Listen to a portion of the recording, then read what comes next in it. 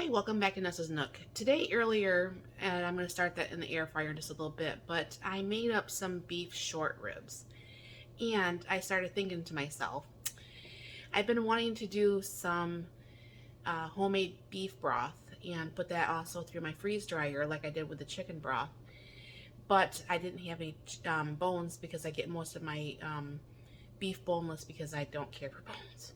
So, anyways, what I did is I have this left over from the water that the bones were cooked in, or the meat was cooked in. And what I'm going to do is I have some water already here in my Instapot. And just go ahead and dump that in. Now it does have some of the bones left, okay? Because that's the idea of bone broth. I could actually, I'm going to put just a little bit more water. I wasn't for sure if that'd be enough. Hold on. There we go. That way I can have just a little bit more, and when I do cook this down, there's going to be less to have to put on the freeze dryer tray. But I did start this for 2 hours down here, and I will bring you back once this actually goes for 2 hours. The pin will come up. This will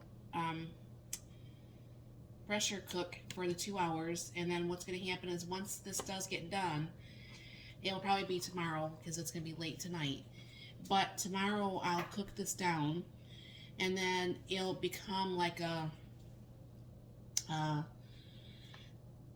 like a gooey paste, but kind of like a really thick, like paste like material. And then from there I'm gonna go ahead and put that in my next batch in my freeze dryer. I do actually have a little over a quart, well, almost 2 quarts from 10 quarts of chicken broth that I had made from the chicken carcasses that I did. So definitely this is something, you know, if you have any chicken bones, pork bones, beef bones, whatever, definitely look into making your own homemade broth. You can actually dehydrate this if you chose to. I'm sure you could probably even do that in your oven if you don't have a dehydrator. But you'd want to cook it down to make it almost like that pasty material. And then to actually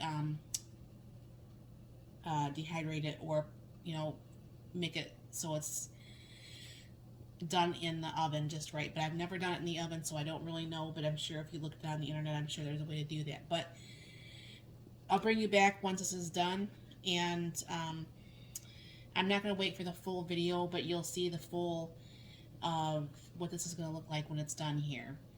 Thank you. Okay, I left this broth on slow cook in the Instapot all night, and you can tell, you can see the bones I still have in here, but you can tell the line about right there. I put this on the saute for the half an hour, and that's how much this actually made it thicker in a half an hour. So what I'm gonna have to just do is just keep doing this throughout the day, and when it cools, then I'll go ahead and put that on the tray for the freeze dryer. This is actually what came from the 3 quarts Instapot container, and this will probably only make a few ounces of actually beef broth. It'll be my homemade beef broth, so that's okay. Thank you for stopping by. You have a wonderful day.